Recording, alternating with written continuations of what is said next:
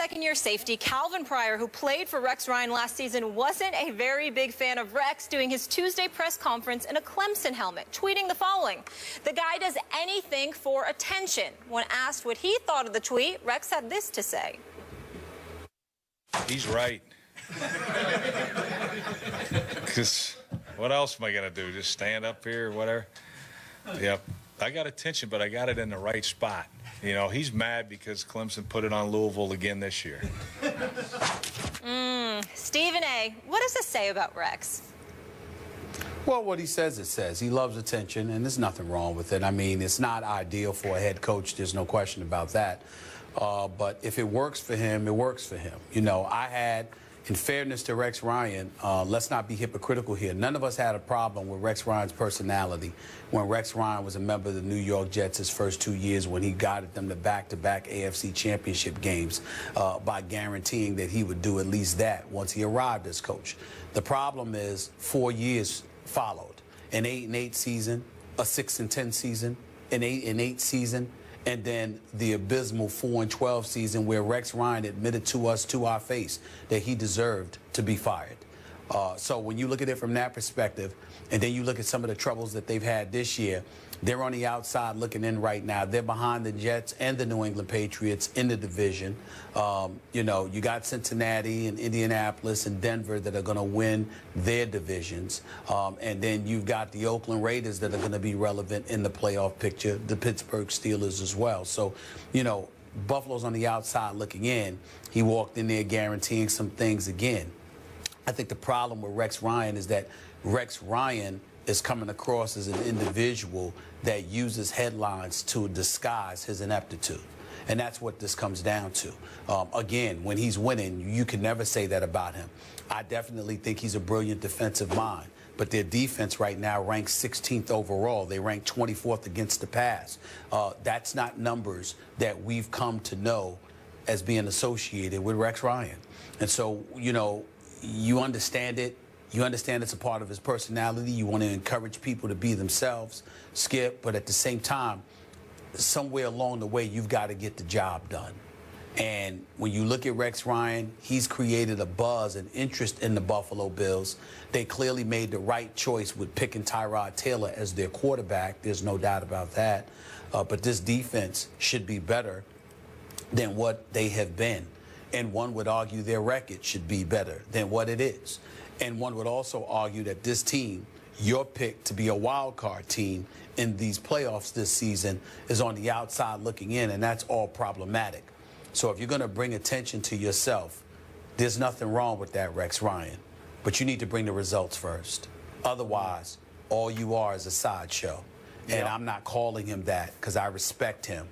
But I'm just letting him know how the world is looking at him because of his results or lack thereof. Yep.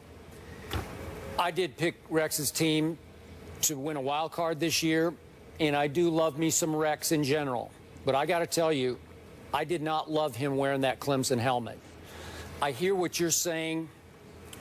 Are you trying to disguise your ineptitude? Are you trying to distract attention off the poor coaching job you're doing? Is that what's happening here? I also think, and remember I asked Rex to his face about this when we were at Bills camp, are you sometimes guilty of making it more about you than about your team? Is it productive showmanship on your part to create buzz around the Buffalo area, or is it just flat-out egomania on your part? Have you gone over the edge into Rex Ryan, superstar coach, even though you don't have the credentials to back it up?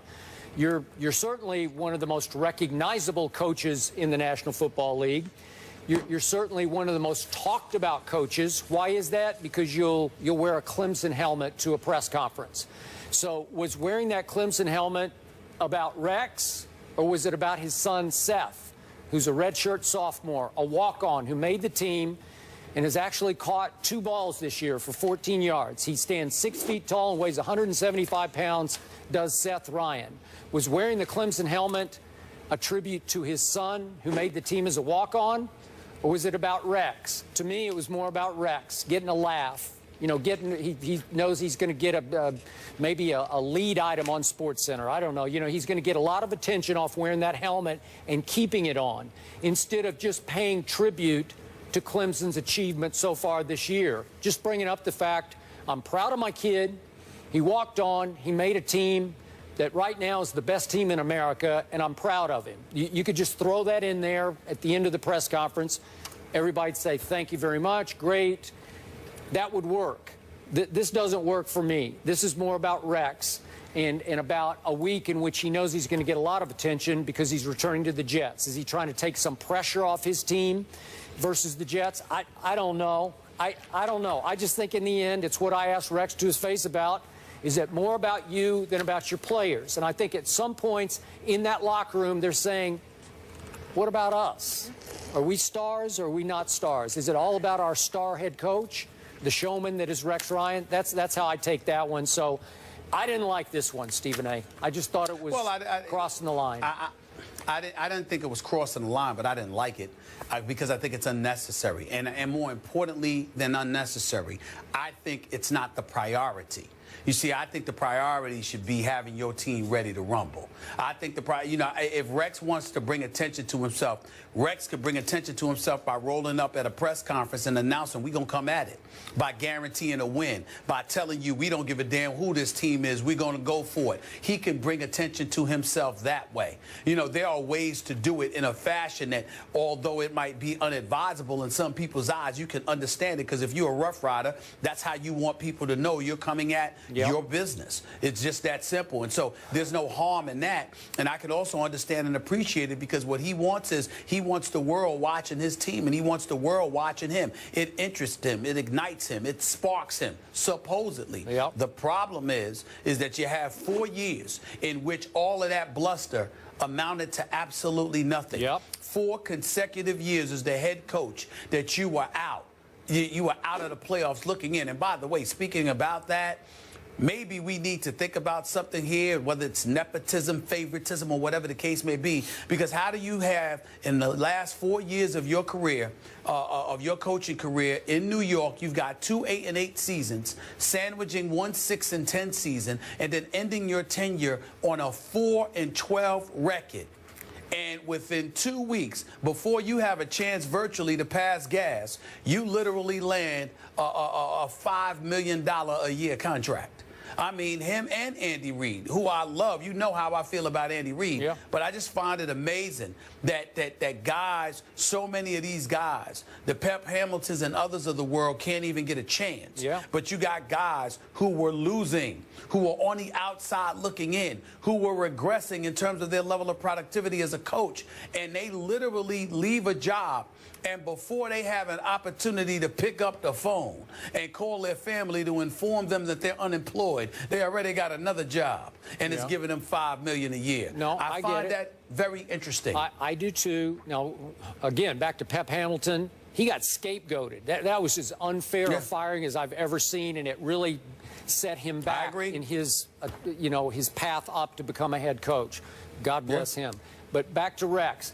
Look, the Bills. Okay, you're hiring, we all acknowledge, one of the best defensive minds, if not the best defensive mind in pro football. So you got that going for you, and you like the showmanship, you like the buzz he creates in an area that has had no buzz of late.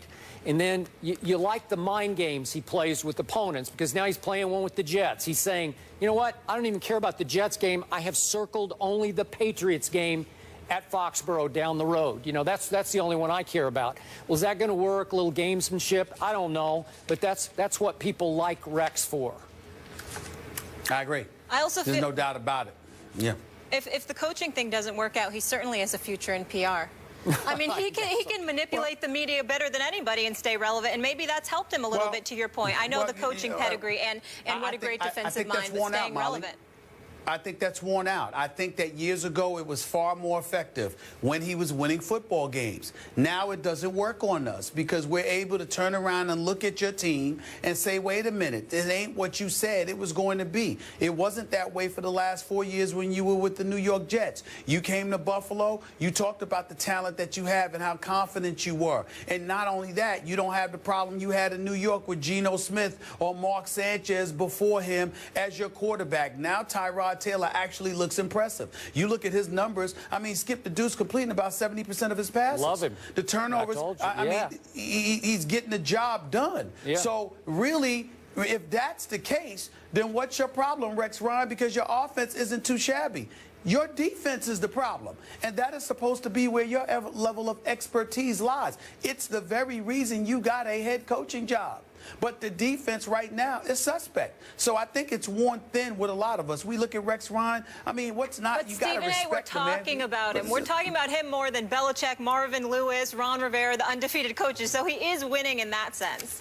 Well, you can say he's winning, or is he embarrassing himself, Molly, because he's got us talking about him, because he's bringing attention to himself for all the wrong reasons. Is that your definition of winning? It ain't mine. No, I mean in terms of manipulating the media and the PR aspect, but I know what you mean. From the football perspective, yes, clearly more impressive. It's all about winning. Yeah. So in the end, the question is, if Rex fails in Buffalo, will he wind up in the media business? Will he be sitting on the first desk at some point? I don't know. Listen, I think so. I'd hire him for a television job. But the point is that unlike other folks who may have elected to be in this business, in a roundabout way, he's forced to, if that happens, because it would be entirely premature. This is only his second head coaching job. I look at a guy like Brian Billick, Skip Bayless. I don't understand for the life of me. He coached 9 years. He's a Super Bowl champion. And somehow, some way, he hasn't gotten a head coaching job. But you got the Rex Ryans and Andy Reids of the world, who I respect, by the way. But they never won a Super Bowl, and his job offers come. I mean, it's about who you know. I mean, that clearly appears to be the case. And I'm not saying I don't know Brian Billick from a can of beans. I'm just saying that I see him and I see the words Super Bowl champion.